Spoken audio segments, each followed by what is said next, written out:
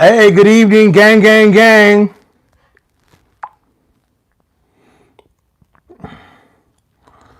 Y'all, I was just talking.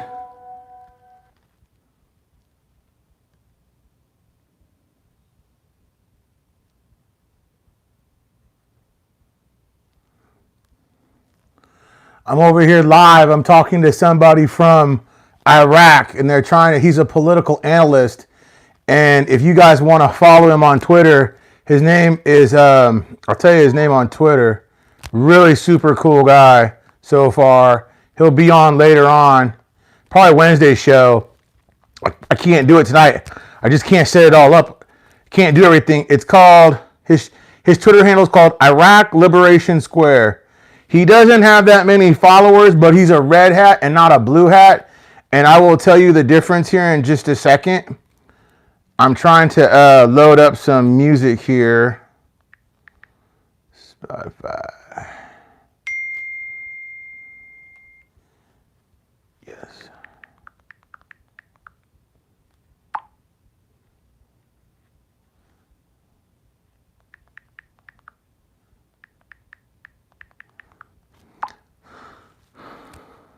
Okay.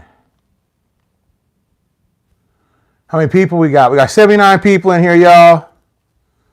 You know what it is. When I usually get to 100, I usually start the show. How are y'all doing? Super excited to be here.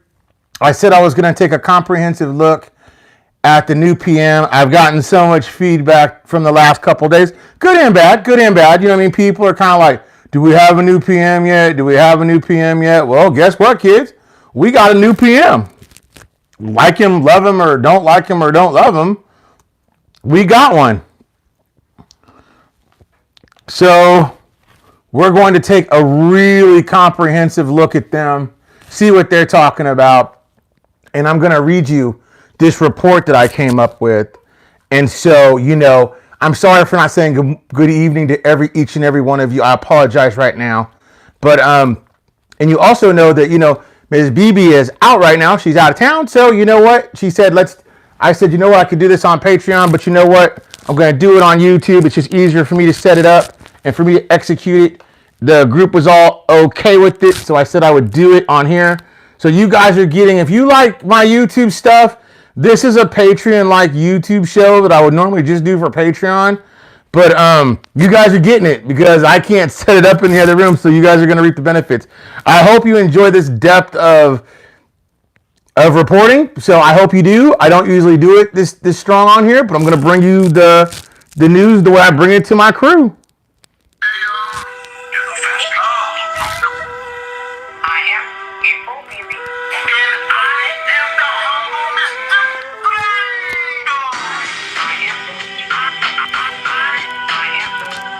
And thank you guys. We reached over 400. We got 800 thumbs up in 2 shows. Oh my gosh, you guys are the bomb.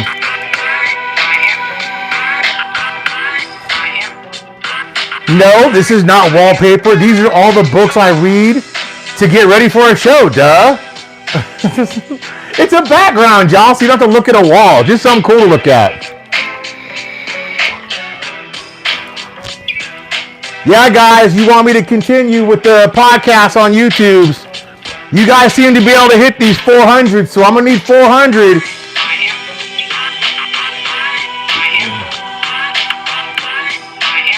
Robert, I'm going to get to that.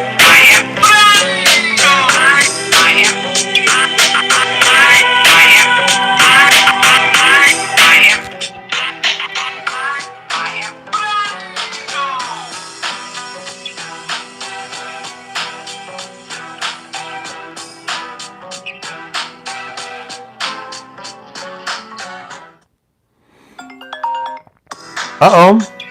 Hold on here.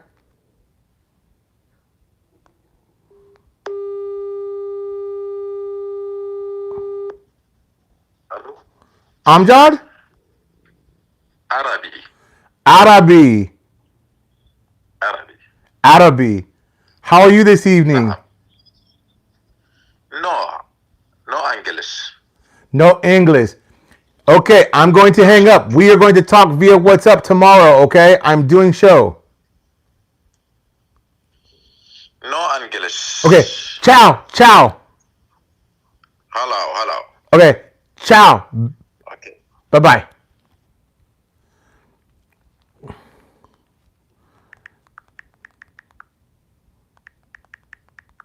Sorry, y'all. I met this really cool guy, and his name is Amajan, and he doesn't speak great English, but he types really well. So he's using a converter. So he's a political analyst out of Iraq. And if you guys follow me on Twitter, just to show you how real this dude is, he doesn't have a ton of followers. But if you go to our Twitter talk that I did, why is it that the ambassador to the EU Union is totally stalking our talk? Totally stalking our talk. So I know this dude is something. I just don't know what that thing is yet. And, you know, he wants to give me all this information, and he was just typing away. And I asked him if there were anything that he wanted me to tell you guys tonight on the show live. And he said, yes, there are problems, wars, oppressions. The striking of the American embassy was bad. Bad by militias in Iraq, partisans, and party leaders. Quaiskazali, Hadi al-Amiri, Falel Fayyad, and Nuri al-Maliki. Bad. I said, I will tell them, friend. He said, in Iraq, militias leaders curbed the militias of Hadi al-Amiri and Qazi al-Qazi. Do you know them? I said, yes, I do. They are Iranian puppets. He says, militias in Iraq, Iranians, and they try to incite world war. Kutlu Iraqis, and they had Qassam Salamis until he was killed. We are starting to feel freedom. And then he called. So I'm not trying to say anything bad or good, or, you know, I don't know enough info at this very moment to, like I said, pass judgment on any one person or any one body. But I have enough info. I have enough info right now that I know that I'm kind of digging this guy. I'm digging his opinion. And, you know, that was Amjad calling, Lucas. Yeah, Amjad. Is Miss April in here with us? I'm doing good, real estate. So I'm just very optimistic because of his political position that he can answer some questions that, you know, has been kind of haunting all of us and give us some presence, because he's there. He's available. He can answer things that, you know, research just can't give you. Let's get into my report about the new PM. Now, I'm going to say this report, and I did this unbiasedly. I think that sometimes that we all look at the dinar through the glasses that we want to see them in, and not that the glasses that we need to see them through. I'm not jumping on anybody's bandwagon, nor am I out here trying to promote him or deviate from what he's doing, because I don't know. I don't think anybody truly knows what he's doing or what he's not doing, because he's so new to this. But I also believe that with all the escalation and some of the talks that he had given through his speech about them continuing to protest, he's giving great taglines. He's a great politician right now. It's what the people want to hear. They're not giving up on protesting, though. And I think with the things that you're seeing support from, it could be misinformation to throw you off, such as Iran, Maliki coming around. Oh, yes. This was the big news that I got from Amjad. Amjad said that Sadr had a stroke. He said Sadr had a stroke, and he's in a town called Quatlam. Hold on here. I'll tell you exactly where he said he had the stroke at. Twitter. Yeah, he said news of Sadr being subject to a stroke. Now he's in hospital in Qom. QOM. And I said, is that true? He said, yes, it is true. He said he had a blood clot and it hemorrhaged, basically. And then that's when that EU guy started stalking our convo. And I asked him if he had what's up, and we hurried up and got off here. And he told me to tell you what the definition of a red cap is. It's showing the blood of the martyrs, or the Matu, M-A-T-T-U, and the blue caps, those are Sadr's goons or his soldiers. Okay. As Iraq continues to face widespread demonstrations and the fall of escalating tensions between the United States and Iran, Iraq's President Bahrain Salih nominated a new prime minister on February 1st to succeed Prime Minister Mahdi, who announced his resignation on November 29th. Saleh named Mohammed Tawfiq Alawi as his designee for premiership. Saleh has set a deadline of February 1st. So even from whatever date he'd had his mind made up, that is Saleh, in fact. He knew that by February 1st that if he didn't select this guy Alawi, he was going to select probably the Minister of the Intelligence, not the Sheikh, which I was sorely disappointed in. Now, he has a deadline of 1 month to elect a new prime minister. Alawi was the former communications minister under the former Iraqi prime minister, Nouri al-Maliki. Notice that he set a date of February 1st. I think it's so very interesting that all these dates are set in the background and nobody ever tells us about it in the foreground. His short list, as stated in his address, this is Alawi. In his first address to the people of Iraq, Alawi asked the protesters to continue protesting and chanting till all their demands are met and reforms are implemented. He promised to pass a new law regarding political parties, hold snap elections, look into unlawful gains by corrupt officials, restore the authority of the security forces, fix the economy, notice the word fix, and hold those who killed the protesters accountable. Also, he vowed to refuse his nomination for prime minister post if any political bloc tried to dictate the selection of ministers in his government. Now, part of this is shrouded in a lot of conspiracy about how he made that deal. Washington should not confuse him with his cousin, Ayad Alawi, who is one of the leading opponents of Iranian influence in Iraqi politics.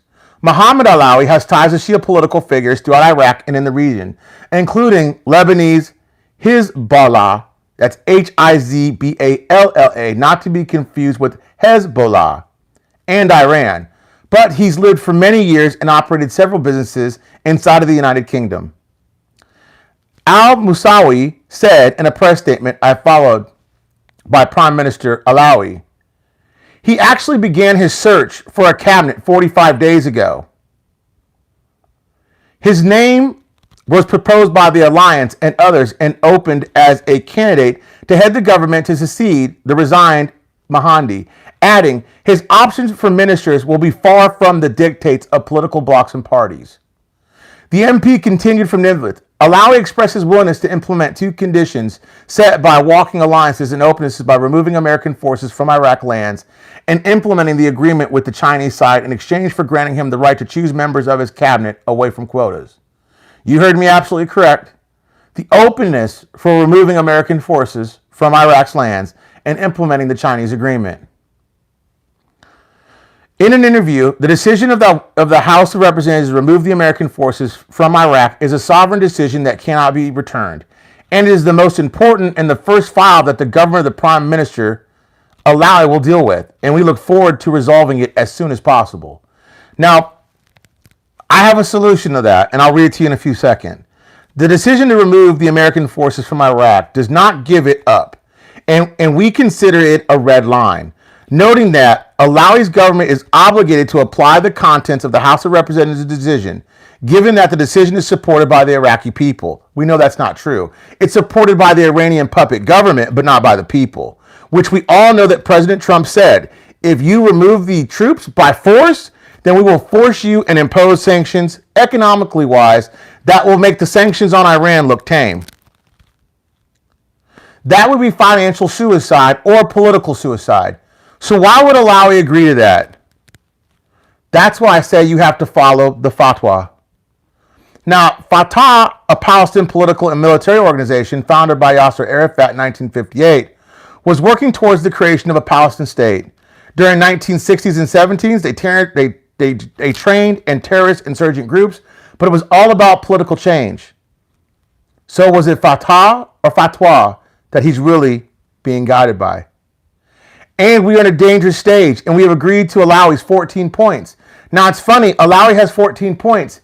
It's been leaked out that we know that he's had a couple of those points agreed upon, but all 14 of those sovereign points have never been pointed out in any of the readings that I could find today.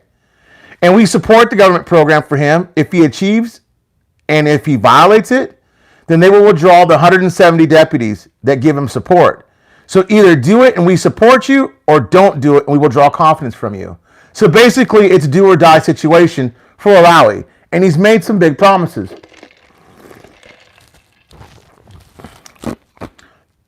No one way to give some appeasement to the Iranian support is to give the illusion that you give up the American presence inside of Iraq. One way to achieve that would most likely be to instate NATO as being the governing person to help lead the insurgents against ISIS, meaning basically they simply replace the American troops with NATO troops. But we all know that the NATO troops wouldn't be NATO. They would simply be American troops switching uniforms and remaining in occupation. That would allow or keep in mind American non-occupation of Iraq and Iraq's sovereignty to the Iranian puppet government. And also it would allow it to fulfill one of his promises to the opposition and keep his promises clean. Since he's a really good politician, I'm assuming he's thinking along these lines. A compromise that would allow the withdrawal while appearing not to have, whichever way you want to interpret it. Either a compromise or not. Already the groundwork is being laid for NATO's role that would be in some way replace the existing U.S. role in Iraq anyway, leaving the NATO force to deal with ISIS and serve as a counter-Iranian influence. And also get our boys home. PM designee Alawi emerged as consensus candidate, not outright. He was vetoed by any powerful actor in Iraq, meaning that any large political faction that was there didn't veto him. The elite politician, the Shia religious leadership, Iran, and the U.S. all reportedly raised no red line objection to Alawi. Notice I named them all. Even the U.S. raised no red flag, according to the press. The U.S. Embassy in Baghdad welcomed the nomination, but stressed it must be followed up with efforts to form an independent and honest government committed to addressing the needs of the Iraqi people. The most powerful actors that shaped Iraq did not reject Alawi, but his actions are constrained. Let's face it, the GOI are all crooks. But just how will a weakened Alawi first achieve a new cabinet within 30 days, and second, achieve the economic reforms within the same time frame? Because remember, he not only would have to be successful in getting a new cabinet in place, he would also need to remove the proxy positions and put someone in place that would see our blessing coming to happening. A member of the committee, Kuzai, remember I read that name to you earlier, said in a statement, formation that Alawi's government will make a number of amendments to the federal draft budget law for 2020 to achieve harmony with its new governmental program, pointing out that the current ratio of disability is exaggerated and just a deficit. So is Alawi on the Fatah, or is he PLO controlled, IRG controlled, in conjunction with Hezbollah? Or did this article just simply misprint what they were trying to say via an Arabic misprint? I think on a political forefront, Alawi is not a strong-arm politician. But if somehow he is able to form his government within 30 days, I know that when he does that, he will also pass his cabinet. I know that this will be viewed as responsible for holding new elections if this is achieved. Sadr's own advisor admitted that Alawi is receiving support from established political elite so that they can call for snap elections. However, not to overhaul the system. The 2019 system works like this.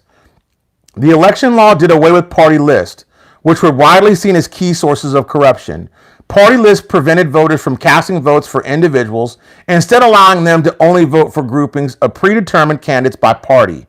2019 election law also divided Iraqis into districts rather than provinces.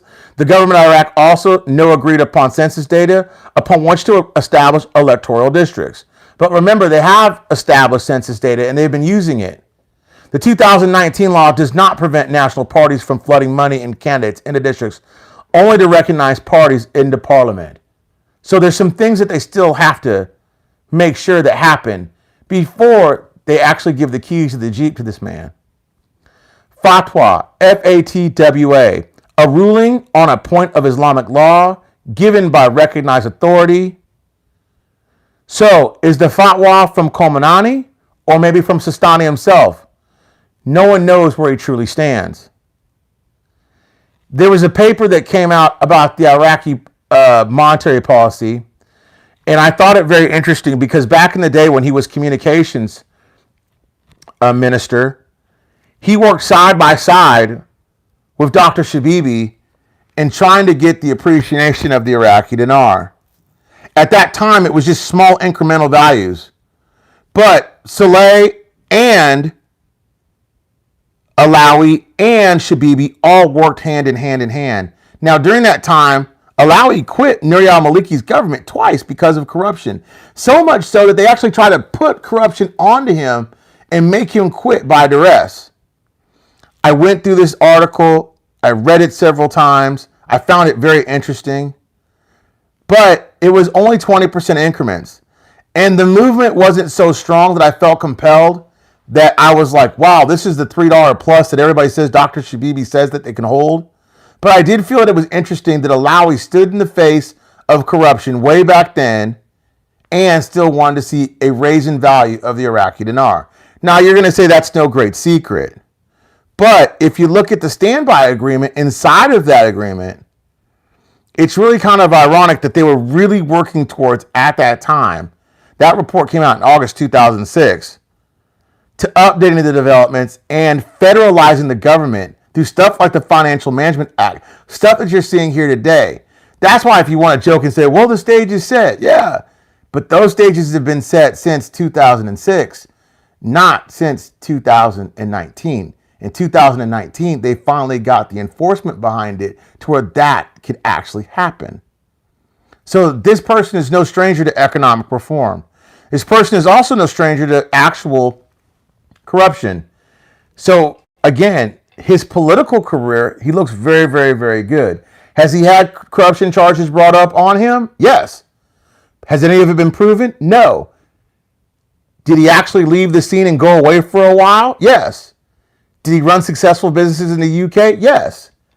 Was he ever filed for corruption? No. Now, he went through and named a few people that he wanted on his new cabinet, and I got a couple names. If you look them up, it's kind of very difficult. So I'm going to read their names off. One of them is Ahmed Al-Sadr, Ahmedal-Sadr, Ayad Alawi, which is his cousin, Iyadallawi. We know he's pro counter corruption. A guy named Galib Al-Sabander and Baha Al-Araji. We know that those 4 people out of the 15 he wants in his cabinet. That only leaves 11 left. He'd already been working for 45 days to make sure that his cabinet gets passed before anything happens because he wants to move forward quickly. Remember, a sign of those times is going to be if he gets his cabinet passed, how fast can he get to the economic reforms? I think it's as fast as getting his cabinet passed as well as seating a new CBI governor. Remember, the key to this is having a free and independent, strong-willed CBI governor that is free from puppetry. Okay? Now, Ayad Alawi, there was a very, very interesting article that came out about him that he is the strong arm. I could see him being in a position like his Joint Chiefs of Staff or kind of like what Al-Fayyad is right now. I'll just read you this first paragraph.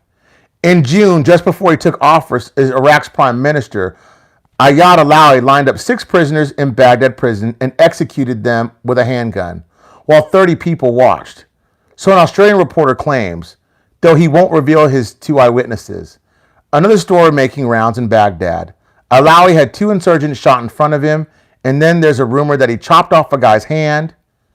Iraq's new boss denies all allegations in the press, but who cares?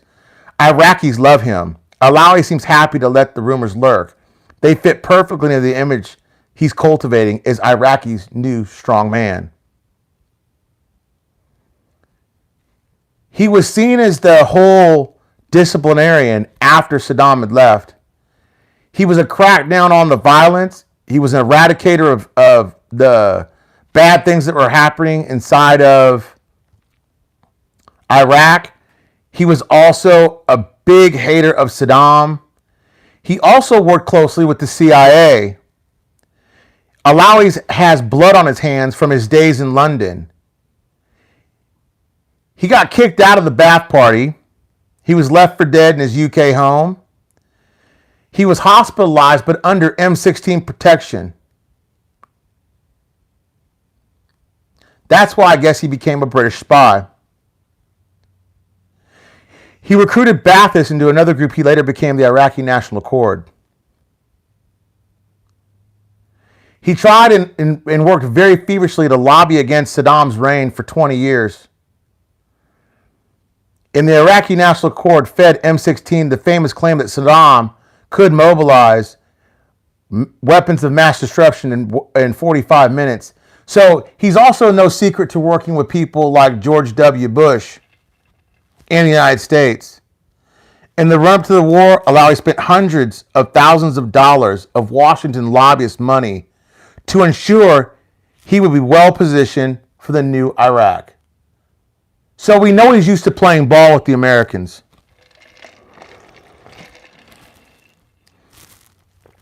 It says in the description of Alawi, he's kind of gritty. He's not a polished diplomat or politician. He's more of a party boss type guy. They want this guy to play hardball. He's a sodomite taxes without becoming Saddam. He's secular Shiite, former Baptist, and exile spy to boot. He's no one's natural ally. But he works twice as hard to convert his current tepid popularity into real support. He knows when to distance himself from the United States, but when to pull them close to get funding.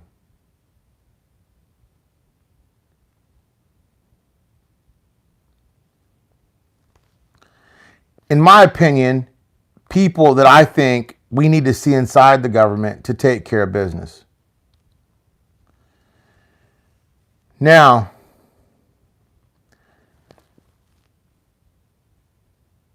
he served as Deputy Prime Minister for Energy Affairs. This is my next person, Mustaq al-Sadr, not to be confused with Sadr, but he was Deputy Prime Minister of Energy Affairs. This was the other person named inside of the document. He is the spokesman for the United Iraqi Alliance and a member of the Sadrist movement, which is led by his people, Sadr. He was succeeded as the head of the Ahara bloc by Asadi, Adia al-Asadi. He was a member of the committee that drafted the Constitution of Iraq, where he opposed the proposal for Shia and Sunni Arab regions. He believed that all Iraqis should live under one. There should be no separatism, and there should be no Shiite rule or Sunni rule. He believed that all people should work together. I can't read the comments. Hang on.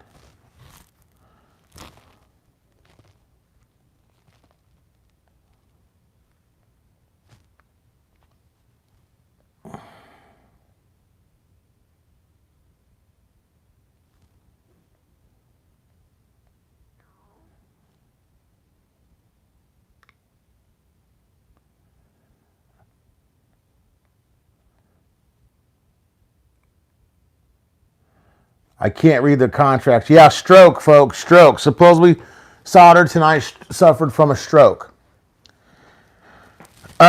During coalition negotiations in 2006, he strongly opposed the inclusion of Alawi's Iraqi nationalists in the government, saying that represented a red line drawn in blood. This was a reference to the crackdown Alawi's Iraqi intern government launched against the Mahdi army. The peace companies, frequently misstrained as peace brigades in the U.S. media as Iraqi armed group like to Iraqi Shia community. There are 2014 revival of the Mahdi army that was created by the Shiite clerk al-Sadr. So, this guy who served as the Prime Minister of Affairs was against Shiite Sadr, but he's one of Sadr's people, okay? So just because they're family don't mean they get along.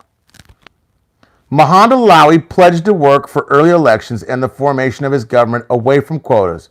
On Saturday, he designated Alawi to holding those earlier elections, referring corruption files to the judiciary. He also pledged to form his government away from quotas. Now, based on what I just read to you, I don't know if those are based upon friendships, if those are based upon kinship, based upon past relationships that he had with them going all the way back to the Shabibi days, or just based upon trust factor. Because remember, I've also told you that a lot of these guys are crooks. He said, I extend my thanks to the President of the Republic, Halabusi, the deputies and the parliamentary forces, the activists, the unions, and those who put his trust in us through my assignment and the mission. I applaud the appreciation and honor and peaceful demonstration, the martyrs, stressing, I strive for a serious attempt to build a state of citizenship and institutions and state justice, freedom, welfare, and peace. The blood of the martyrs, also comma 2, the demonstrators, the security forces will not be in vain.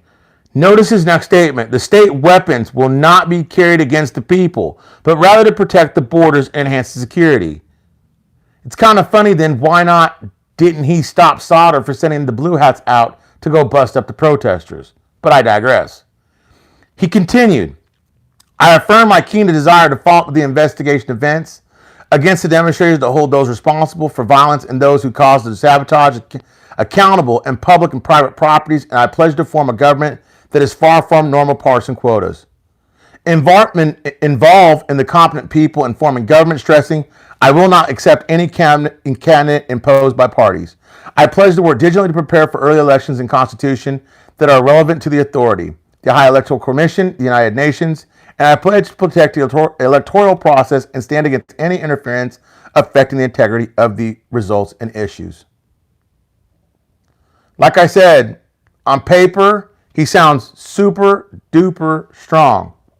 Reality, only time will tell. So I guess we could take a few moments here. We could ask a few questions. I hope everybody enjoyed that. A lot of fun doing it. Very interesting times in Iraq.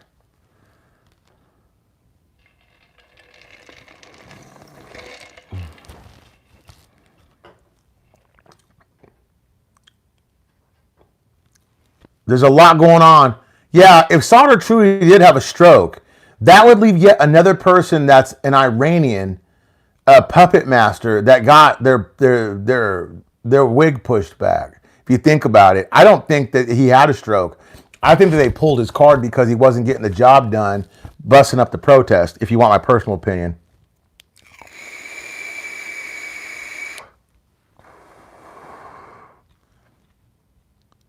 How do I feel about Frank 26's opinions? I don't listen to him. I read and formulate my own opinions, put together my own strategies, and then I give them to you, and you listen to my opinion. So what do you think of my opinion, G. Wayne? Sammy D, I'll tell you exactly how that parliamentary position is going to come out. I know exactly how that's going to play. He's going to not only fill his cabinet, but get himself voted in the exact same day, and it will be this month. It'll probably be within the next few days. Yes, the new PM has already met with the president of Iraq, but not with the president of the United States. But several diplomats from the United States have already called him and wished him well and great success in his new position.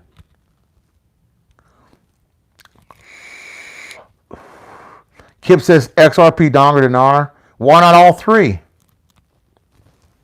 I'm an investor. I pick lines, but if I'm picking a line, it's kind of like last night. If you pick the money line on San Francisco, you made 3 times your money, and that's where my heart was.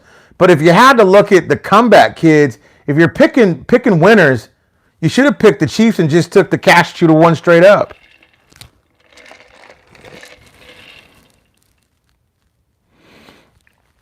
Sammy, I don't do rates, but I understand what you're saying.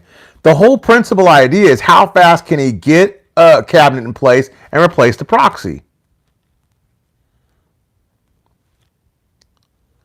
Yeah, if I don't see him get something done in 30 days, He is definitely a puppet of Iran, and their hand is so shoved up his butt, then you know it's something horrible. The Red Hat strategy, simply put, today they armed themselves.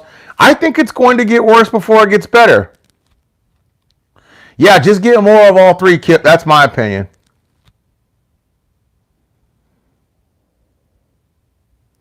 Yeah, I don't do too many collabs. I'm kind of known in the kid in the dinar world that doesn't play well with others.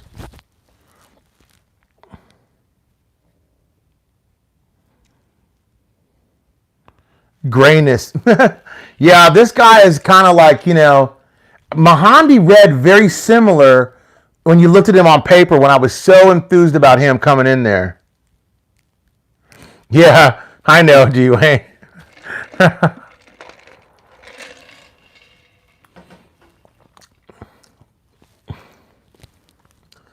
Yeah, my opinions, I don't play good with others. They don't allow me to talk to other kids.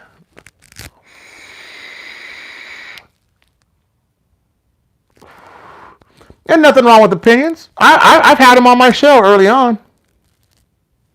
Good night, Daza. March 2020.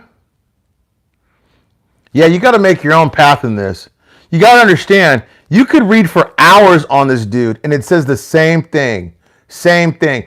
What I want to know is somebody like Amjad's going to tell me is, I want to know if he sleeps around. I want to know if he's, dibbling dabbling in corruption. I want to know if his family members do what. I want to know the dirt on this guy. That's why I'm here. I want to find out the dirty dirt. I want to find out if Saad really has a brain clot. I want pictures. I want to see him laying in a hospital bed. Is that vicious? Yes. But at this point in my reporting career, I want to know what's happening is truly happening inside of Iraq from eyes on the ground. And since he's a political analyst, he can give me that. Election law first is way more important to me than the budget law. Because the election law is going to tell you that if Iran's going to continue to be run underneath a puppet system, the budget is nothing but convolution.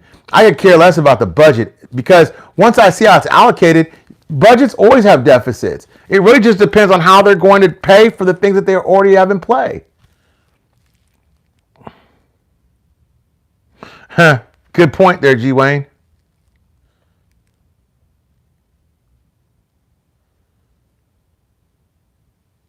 Well, you spelled it wrong, Maximum Play, but yeah, they're cousins.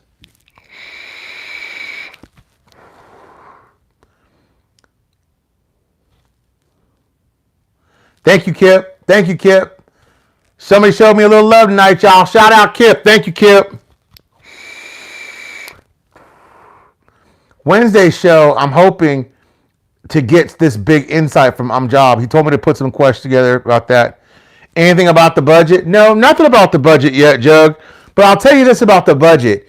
It's already noted that this new PM is going to have to come through and change it because the ministers already know that it's not going to fly. You can't keep the militias underneath the military standpoint as far as paying them in the Iraqi budget. It's not going to happen. That way you take the money away from them. It's not funded by them. It goes back to Iran, which can't pay for it, or through the RRGC and Hezbollah. They're not going to want to pay for it. And it frees up money to keep Iraq off of the deficits that they are right now. It's that budget's way too convoluted.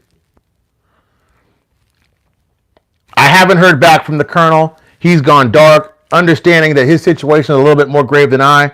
I'm just looking for him to just be safe, protect himself, protect his men, and be careful. They could release the 2019 budget, but I think the idea there is because the budgets don't change from year to year. They can still pay their bills from last year off this 2019 budget. There's really no reason to release it unless you plan on really releasing the 2020 budget and then opening up the books and saying, this is what we've been doing. That makes more sense in my eyes to open the 2020 budget with less convolution in it and say, look, we amended all this stuff, we got rid of all this stuff. Now look, this is what we're really doing. And that would give foreign investment an opportunity to say, look, there is an air of honesty there, and now we're really going to try to do what's right, which one of the big things that this guy's been doing overseas, he's a Alawi. Alawi's a big-time blogger, and if you go follow his blogs, you will find out is one thing he's been preaching for years now is how to ascertain foreign investment and a stable economy through the private sector in Iraq. That I'll give him credit for. Yeah, Carol, he's going to have to A, put people to work instantly or get them monies. Number two, he's going to have to get the militias settled down and out of the way. And number three, he's going to have to make sure that he gets a cabinet seated that's free from the Fayyads, the Amiris, and the Nur al-Malikis. So when you see all these articles about Amiris going to secure several cabinet posts, can't be true that if the only way he would take the government position is through him having total carte blanche to run the government and as well as pick his cabinet pieces all on his own. Mike Fuller, Al-Fayyad said it best. He said 30 minutes. It will take 30 minutes to flip the whole government and change it around. And again, shout out Kip. Shout out Jug too. Jug and Kip, thank you both. Thank you. They will continue to protest until they start to see the reforms to happen. When the reforms start to really happen and the people start to see reforms that they want, they'll start to settle down. But the new PM has already told them, don't settle down, keep it going.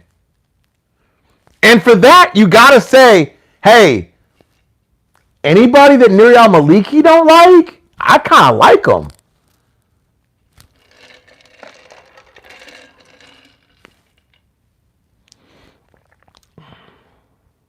$15, Sammy. 15 people in the cabinet. We know 4 already selected. Respect to everybody that gives up a nickel or a dollar to this channel. Your hard-earned monies. Yes, I'm still doing the website. Yes, I'm still supplying clothes. Am I slow? Yes. But you're talking about a 2-man crew. This is not a production team here. So we're trying to do all we can do. Brother Reaper, you know, man, I try to get y'all the deepest of the deep, the truthest of the true, because you know what? I realize that not only do my Patreon family need it, and shout out to Patreon, you guys really need to shout out to Patreon because they were the ones that okayed this video. And I did take out a few things, but they're the ones that okayed the video. This was supposed to go to them, but it went to you guys because they knew I was having setup issues and they didn't want me stressing. Poetic Carolyn, got to give the people what they want, the OJs. Yeah. And the problem is right now with this whole investment is if they don't give the people what they want, then it's status quo, protest, cutting off the armies. Now that Sauter's supposedly hurt and he can't give the orders, who's going to boss the blue hats around? Did you see the articles talking about Washington, D.C. expediting Alawi's mandate to PM? Is that really true? No, I don't think that's true. Because I think with his Iranian ties, why would the American government expedite someone that has a possibility of being a puppet into being the next prime minister of Iraq? It seems to me they would have put the Sheikh in place because he was so anti-Iran. He needs to tell the blue hats to stand down. How much control does he have to stop Sadr? Well, he is the commander-in-chief, and the militias are underneath the army until he changes it. He could simply tell them, well, no, he can't because he's not official PM yet. Oh, let me change my story. He's not official PM yet. He hasn't been voted in by Parliament, so he can't tell them to stand down. But as being the leader of Iraq, he should go up in a public address and say, hey, look, all militias should stand down under the order of the chief. All hail the chief. I am in charge, so all of you should stand down, and that should happen.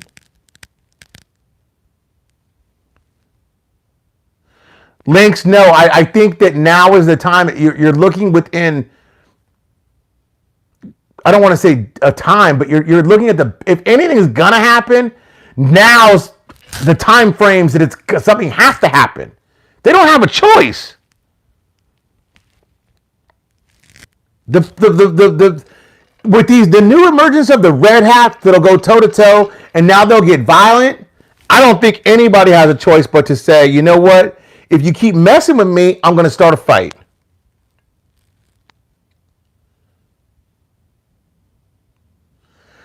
I mean, the EU is ready for their money. I think everybody's ready for their money. I don't keep up with the British Union, Brexit. It has no correlation to Iraq. Iraq is sovereign to a certain extent, unless it's bedded to the United States.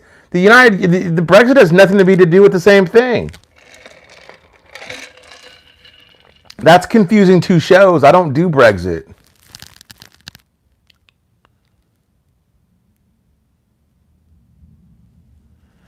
G. Wayne, it doesn't matter if you want to listen or don't want to listen. At some point, everybody's got to change. Saudi Arabia even hides the way they do business. Even Kuwait, even Bahrain. I just named a couple of the largest, most valuable currencies in the world. They don't have a choice. At some point, it's more profitable just to be on above board than it is way profitable for the few to steal. And that's all that's happening is really 170 politicians are trying to figure out a way to steal a little bit longer.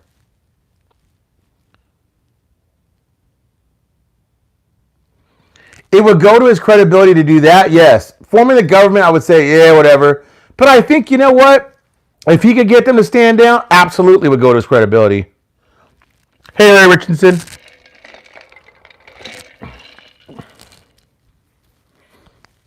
You guys, I don't want to hold you guys all night.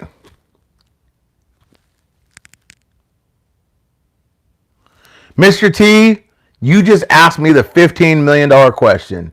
Do I think that they'll keep Ali Al-Alak as governor?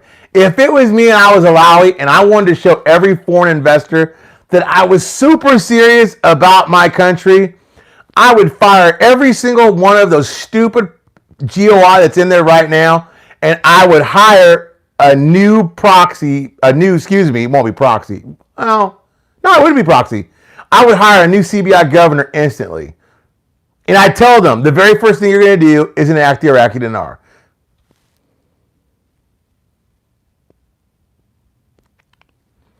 Well, the problem with the news pattern is this. It's owned by the Iranian militia, and it's owned by Iranian puppets.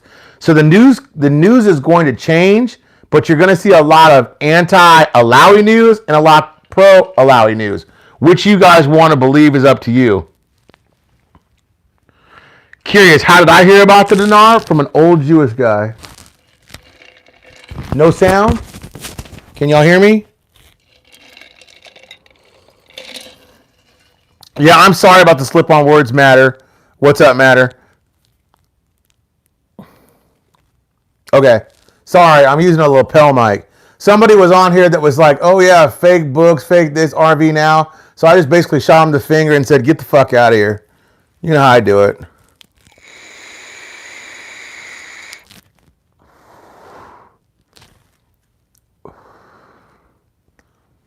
Good sound? Okay, good. Yep. Thank you. Yeah, thanks, Will. That's what I said. I don't even read. I read your comments live. I don't read the after comments anymore because it's mostly negative. And my whole thing is I'm out of negativity. If I was in this for the negative aspect for it, I'd keep following other people on YouTube.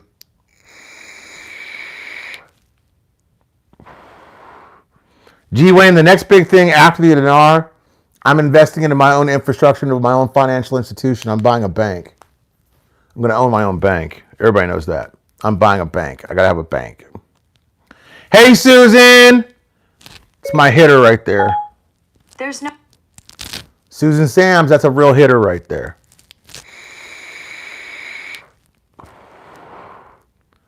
Bank of Guru, you know it, baby. I'm dead serious about a bank. I'm going to own my own bank. Mary. Hey, Miss Mary. Well, guys, we are going on 50 minutes. It's a very long show. Okay, we got one more. With all that you have researched for real, how confident that the budget can only be carried out with the RI? Vic, I'm so confident that this budget, through the allocations thereof, something's got to be a tell.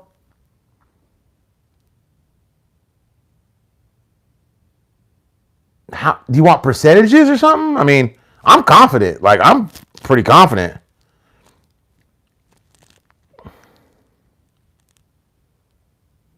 Hey, Alonzo. Hey, Daza. Mr. B, what do you think about Saleh didn't even introduce him as... Well, they have to formally vote him in, Mike. They will. They're gonna put him in.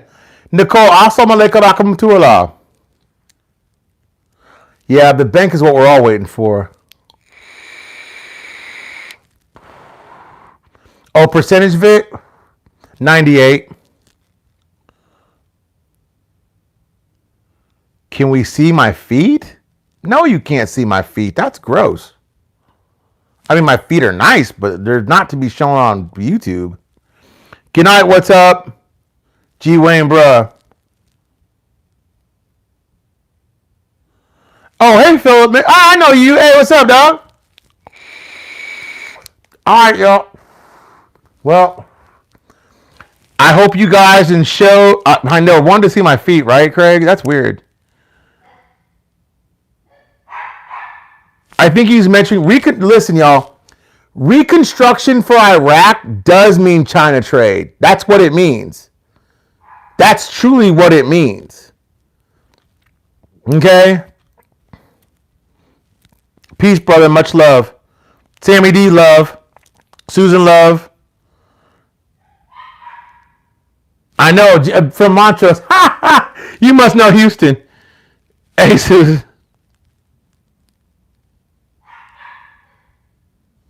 Yeah, Dr. Ed, you're right about that. I would love, man, could you imagine waking up and just hear it trading at, whatever. You'd die. You'd be like, oh my God, my heart.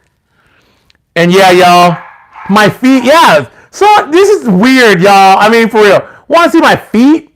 Come on, dog. On that note, I am saying good night. No feet ever. Not on my watch. Polo for life.